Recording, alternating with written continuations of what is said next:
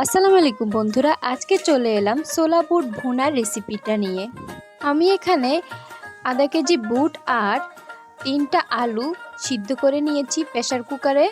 তারপর একটি কড়াইয়ে সরিষার তেল দিয়ে তেলটি গরম হয়ে এলে পেঁয়াজ কুচি, মরিচ কুচি, টমেটো কুচি দিয়ে ভালোভাবে নেড়ে চেড়ে নিব।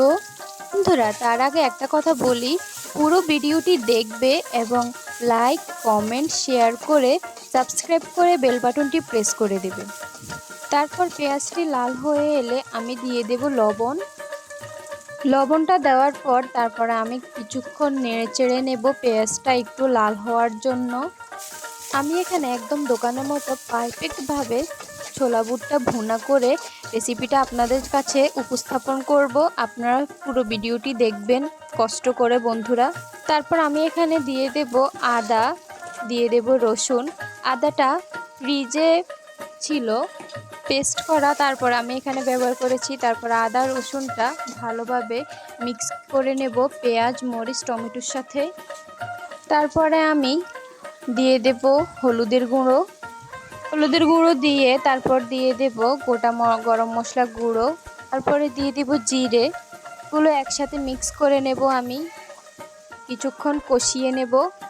বাসায় এভাবে রান্না করলে একদম দোকানের মতো রসালো মাখা মাখা হয়, একদমই খুবই টেস্ট আসে, দোকানের মতো পারফেক্ট টেস্ট আসে।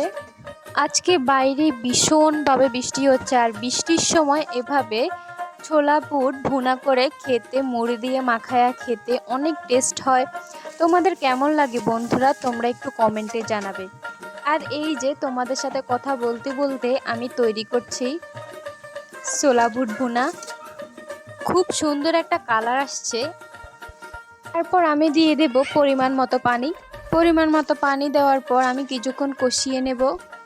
খুবই সুন্দর একটা স্মেল বের হয়েছে। তারপরে আমি আগে থেকে 3-4টা আলু সিদ্ধ করে নিয়েছি। আলুগুলোকে আমি একটু হাতে মেখে নিয়েছি। তারপরে দিয়ে দিলাম বুটগুলো আর আলুগুলো একসাথে মিক্স করে নেব। আমি এখন বুটগুলো ভালোভাবে মিক্স করার পর আমি এখানে কিছু পরিমাণ মতো পানি অ্যাড করব।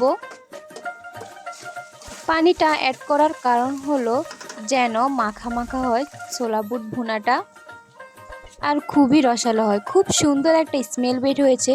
আমি প্রথমে এখানে কিছু ধনিয়া পাতা কুচি দিয়ে দিব, তারপরে দিয়ে দেব পুদিনা পাতা। আপনারা পুদিনা পাতাটা স্কিপ করতে পারেন, আমি এখানে আমার পছন্দ মতো দিয়েছি। আমার থেকে পুদিনা পাতার স্মেলটা খুবই ভালো লাগে, তাই ব্যবহার করেছি। তারপরে রেডি হয়ে গেল আমার ছোলা বুট ভুনা। খুবই সুন্দর একটা কালার বের হয়েছে এবং অনেক মজা হয়েছে। ধন্যবাদ সবাইকে।